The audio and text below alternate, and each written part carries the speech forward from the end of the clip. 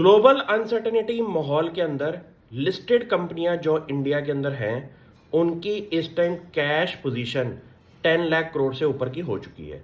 ये नंबर हमारा 5 साल के अंदर 5 लाख करोड़ से 10 लाख करोड़ आ चुका है।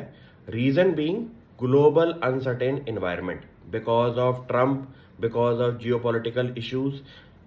जितने भी स्लो डाउन के इश्यूज हैं उनका एक रीजन रैशनल है कि लिस्टेड कंपनियां अपना कैश डिप्लॉय नहीं कर रही केपेक्स के अंदर, न्यू एक्सपेंशन के अंदर और एग्रेसिव पोजीशनिंग के अंदर। इंडिया के माहौल के अंदर भी सेम चीज उनको दिखाई दे रही होगी, तभी वो कैश होल्ड करके बैठे हुए हैं।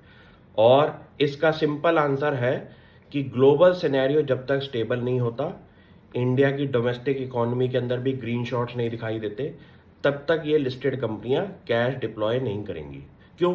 क्योंकि उस कैश डिप्लॉय के ऊपर इनको रिटर्न ऑन कैपिटल भी चाहिए होता है और अभी अनस्टेबल इन्वायरमेंट की वजह से वो उनको नहीं दिखाई दे रहा। तो एक इसका ग्रीन सिग्नल ये भी है।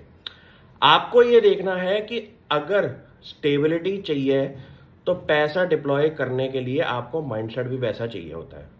अब लिस्टेड कंपनियां कंसोलिडेटेड बेसिस पे इतनी बड़ी कैश पोजीशन पे बैठी हुई हैं, तो उनको कुछ ना कुछ सिनेरियो दिखाई दे रहा होगा अपनी कस्टमर साइड की वजह से। और इसका सबसे बड़ा एग्जांपल है आईटी कंपनीज।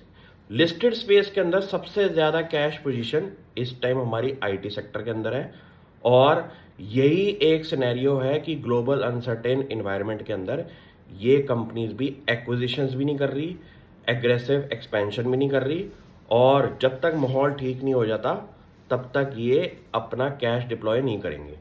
ये सिग्नल्स का भी इंपॉर्टेंस है। क्यों? क्योंकि अगर आप एग्रेसिव हैं मार्केट को लेके लेकिन लिस्टेड कंपनियां जो काम कर रही हैं वो एग्रेसिव नहीं है, तो इसमें गलती किसी की हो सकती है। ध्यान से आप काम करें। Thank you.